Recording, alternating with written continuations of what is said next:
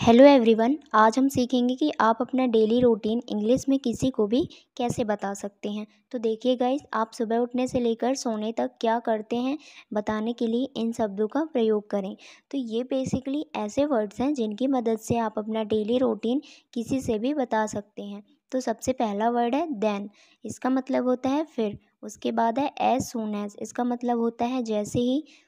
Sometimes का मतलब होता है कभी कभी। आफ्टर दैट का मतलब होता है उसके बाद। यूजुअली का मतलब होता है आमतौर पर। ड्यूरिंग का मतलब होता है के दौरान। एट टाइम का मतलब होता है उस समय पर। देयर आफ्टर का मतलब होता है उसके बाद। अब देखिए, आफ्टर दैट और देयर आफ्टर इन दोनों का मतलब सेम होता है, लेकिन मैंने यहाँ पर दो अलग अलग वर्ड्स लिए हैं ताकि आपका पैराग्राफ जो भी होगा वो बोरिंग ना दिखे। अगर आप बार बार आफ्टर दैट का यूज करेंगे तो पैराग्राफ बहुत बोरिंग हो जाएगा, इसलिए मैंने यहाँ पे देयर आफ्टर भी दिया है। इसके बाद है आफ्टर प्लस आईएनजी। इसका मतलब होता है कुछ करने के बाद। इसका और जस्ट इसका अपोजिट होता है बिफोर प्लस आईएनजी। इसका मतलब होता है कुछ करने से पहले। अब देख लेते हैं हम लोग अपना डेली रूटीन। तो देखिए, सबसे पहले यहाँ पे कहा गया है I usually get up at 6:30 in the morning and turn off the alarm clock. मैं आमतौर पर सुबह 6:30 बजे उठती हूँ और अलार्म घड़ी बंद कर देती हूँ। हर एक सेंटेंस में हम लोग मीनिंग को समझते हुए चलेंगे। तो देखिए, यूजुअली का मतलब होता है आमतौर पर। गेट अप का मतलब होता है उठना। आप गेट अप की जगह पर वेकअप का भी यूज़ कर सकते हैं, कोई दिक्कत नहीं है। ऐट के बाद आपको वो टाइम मेंशन करना है जिस टाइम पर आप सुबह उठते हैं। आगे लिखा गया है and turn off the alarm clock. Turn off का मतलब होता है बंद करना। तो I usually get up at 6:30 in the morning and turn off the alarm clock. मैं आमतौर पर सुबह 6:30 बजे उठती हूँ और अलार्म घड़ी बंद कर देती हूँ। Then I go to the bathroom, brush my teeth and take a bath. फिर मैं बाथरूम जाती हूँ, अपने दांत ब्रश करती हूँ और नहाती हूँ। देन का मतलब होता है फिर। Then I go to the bathroom, फिर मैं बाथरूम जाती हूँ। ब्रश माई टीथ, अपने दांत ब्रश करती हूँ। एंड टेक अ बाथ, मैं नहाती हूँ। नहाने को इंग्लिश में बोलते हैं बाथ। तो पूरा सेंटेंस एक बार में बोलेंगे। Then I go to the bathroom, brush my teeth and take a bath. फिर मैं बाथरूम जाती हूँ, अपने दांत ब्रश करती हूँ और नहाती हूँ। After that I go to the kitchen and prepare breakfast for myself. उसके बाद मैं रसोई में जाती हूँ और अपने लिए नाश्ता बनाती हूँ।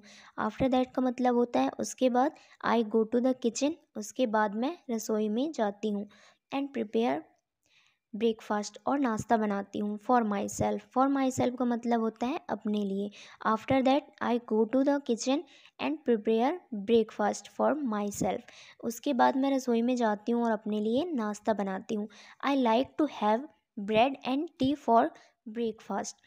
मुझे नाश्ते में ब्रेड और चाय लेना पसंद है। After having breakfast I get dressed and go to my college. नाश्ता करने के बाद मैं तैयार होती हूँ और अपने कॉलेज जाती हूँ। आफ्टर हैविंग ब्रेकफास्ट का मतलब होता है नाश्ता करने के बाद। अब ध्यान दीजिए, आप आफ्टर ईटिंग ब्रेकफास्ट का भी यूज कर सकते हैं, लेकिन अगर आप खाने पीने की चीज़ों के लिए हैविंग या हैव का यूज करते हैं तो ये सुनने में बहुत अच्छा लगता है। तो after having breakfast I get dressed and go to my college. नाश्ता करने के बाद मैं तैयार होती हूँ और अपने कॉलेज जाती हूँ। My classes usually start at 9 AM and I attend various classes. मेरी कक्षाएं आमतौर पर सुबह 9 बजे शुरू होती हैं और मैं विभिन्न कक्षाओं में भाग लेती हूँ।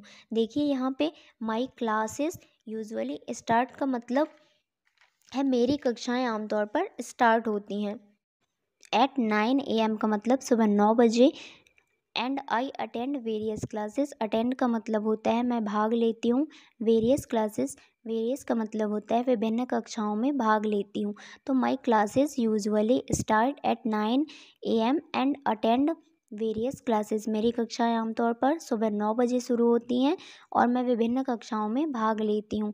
I study subjects like math, English and physics. मैं गणित, अंग्रेजी और भौतिकी जैसे विषयों की पढ़ाई करती हूँ।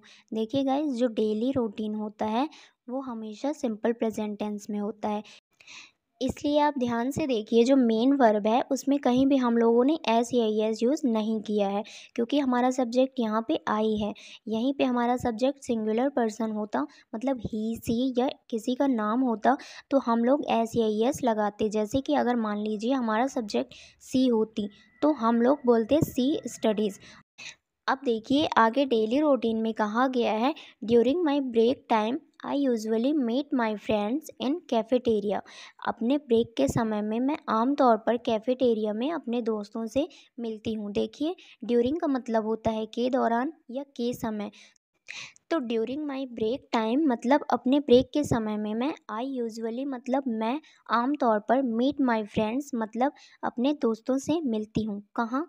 इन कैफेटेरिया। तो during my break time I usually meet my friends in cafeteria. अपने ब्रेक के समय में मैं आमतौर पर कैफेटेरिया में अपने दोस्तों से मिलती हूँ। My college ends at 4 PM। After that I come back home.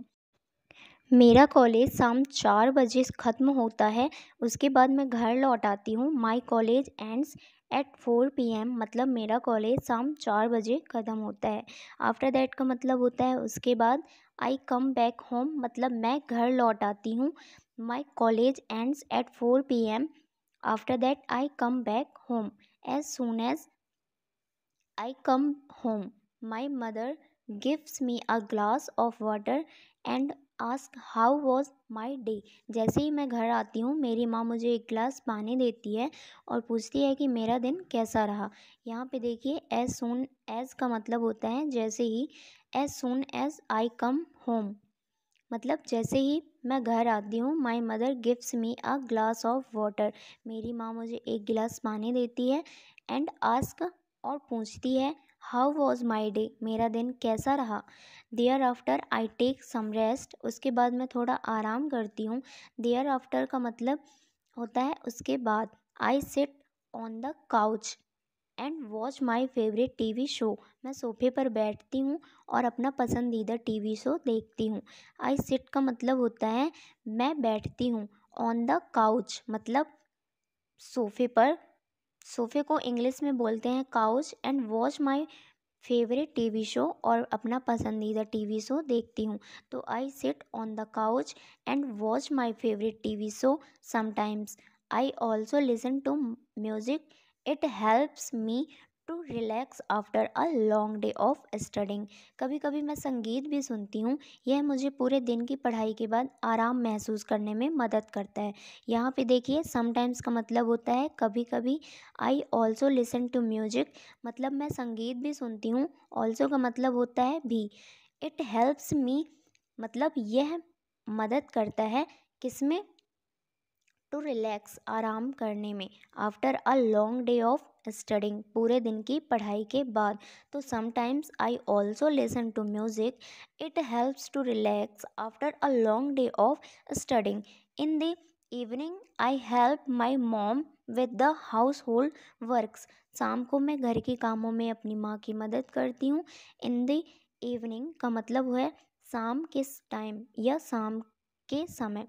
I help my mom मतलब मैं अपनी मम्मी की मदद करती हूँ। With the household works. House hold works का मतलब होता है घर के कामों में या घरेलू कामों में। तो इन the evening I help my mom with the household works. I clean the dishes and sometimes I also cook dinner. मैं बर्तन साफ़ करती हूँ और कभी कभी रात का खाना भी बनाती हूँ। आई क्लीन द डिशेज़ का मतलब है मैं बर्तन साफ़ करती हूँ। एंड सम टाइम और कभी कभी। आई ऑल्सो कुक डिनर मैं रात का खाना भी बनाती हूँ। डिनर का मतलब होता है रात का खाना। तो I clean the dishes and sometimes I also cook dinner. I enjoy spending time with my family and helping them. मुझे अपने परिवार के साथ समय बिताना और उनकी मदद करना अच्छा लगता है। आई एन्जॉय का मतलब होता है मुझे अच्छा लगता है। स्पेंडिंग टाइम का मतलब है समय बिताना। विथ माई फैमिली मतलब अपने परिवार के साथ। एंड हेल्पिंग दैम और उनकी मदद करना। तो आई enjoy spending time with my family and helping them. मुझे अपने परिवार के साथ समय बिताना और उनकी मदद करना अच्छा लगता है। At 9 PM I sit and have dinner with my family. रात 9 बजे मैं अपने परिवार के साथ बैठकर रात का खाना खाती हूँ। अब देखिए, एट 9 PM का मतलब होता है रात के 9 बजे। आई सिट मतलब मैं बैठती हूँ, and have dinner with my family और अपने परिवार के साथ डिनर यानी कि रात का खाना खाती हूँ। अब देखिए, यहाँ पे ईट को रिप्लेस किया गया है हैव के साथ। अगर आप ये बोलते कि at 9 PM I sit and eat dinner with my family, तो ये भी सही होता, गलत नहीं है।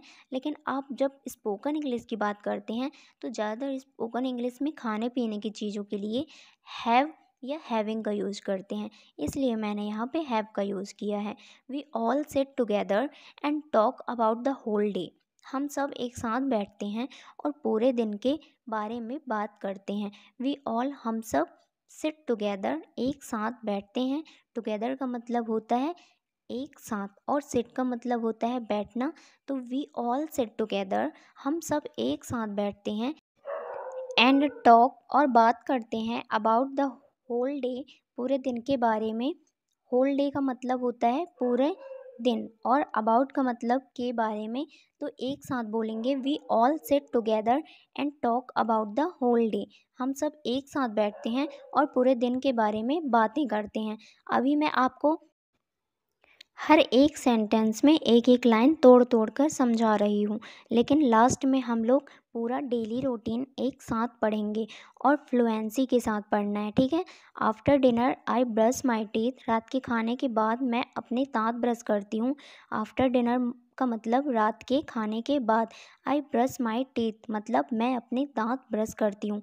तो after dinner I brush my teeth, रात के खाने के बाद मैं अपने दांत ब्रश करती हूँ। Then I prepare my bag for the next day and set my alarm. फिर मैं अगले दिन के लिए अपना बैग तैयार करती हूँ और अलार्म सेट करती हूँ। देन का मतलब होता है फिर। आई प्रिपेयर मैं तैयार करती हूँ। माई बैग मतलब अपना bag. For the next day मतलब अगले दिन के लिए। एंड सेट माई अलार्म और अपना अलार्म सेट करती हूँ या अपना अलार्म लगाती हूँ। Before going to sleep I like to meditate for a few minutes. It helps me to relax and fall asleep faster. सोने से पहले मुझे कुछ मिनटों के लिए ध्यान लगाना पसंद है। इससे मुझे आराम करने में और जल्दी सोने में मदद मिलती है। अब देखिए, बिफोर गोइंग टू स्लीप का मतलब है सोने से पहले या सोने जाने से पहले। आई लाइक मुझे पसंद है, टू मेडिटेट ध्यान करना, फॉर अ फ्यू मिनट्स कुछ मिनटों के लिए। इट हेल्प्स मी यह मुझे मदद करता है, टू रिलैक्स आराम करने में, and fall asleep faster and जल्दी सोने में। तो before going to sleep I like to meditate for a few minutes. It helps me to relax and fall asleep faster. Finally I go to sleep by 11 PM so that I can feel refresh the next day. आखिरकार रात 11 बजे तक मैं सो जाती हूँ ताकि अगले दिन तरोताज़ा महसूस कर सकूँ। फाइनली का मतलब होता है आखिरकार। आई गो टू स्लीप मैं सो जाती हूँ बाय 11 PM रात के 11 बजे तक। सो दैट ताकि आई कैन फील मैं महसूस कर सकूँ रिफ्रेश्ड द नेक्स्ट डे तरोताज़ा अगले दिन। यहाँ पे देखिए गाइज, आप बाय की जगह पे एट का यूज भी कर सकते हैं। आप बोल सकते हैं finally I go to sleep at 11 PM, लेकिन इसका सेंस थोड़ा सा अलग निकलेगा। तब इसका मतलब निकलेगा कि मैं रात को 11 बजे सो जाती हूँ। मतलब एट का यूज करेंगे तो आप ये बोलना चाह रहे हैं कि मैं ठीक 11 बजे सोती हूँ। और अगर आप बाय का यूज करेंगे तो इसका सेंस निकलेगा कि आप 11 बजे तक सो जाते हैं। तो finally I go to sleep by 11 PM so that I can feel refreshed the next day. आखिरकार रात 11 बजे तक मैं सो जाती हूँ ताकि अगले दिन तरोताज़ा महसूस कर सकूँ। अब देखिए, पूरा डेली रूटीन हम एक साथ देखेंगे। I usually get up at 6:13 in the morning and turn off the alarm clock. Then I go to the bathroom, brush my teeth and take a shower. After that I go to the kitchen and prepare breakfast for myself. I like to have bread and tea for breakfast. After having breakfast, I get dressed and go to my college. My classes usually start at 9 a.m. and I attend various classes. I study subjects like math, English and physics. During my break time, I usually meet my friends in cafeteria. My college ends at 4 p.m. After that, I come back home. As soon as I come home, my mother gives me a glass of water and asks how was my day.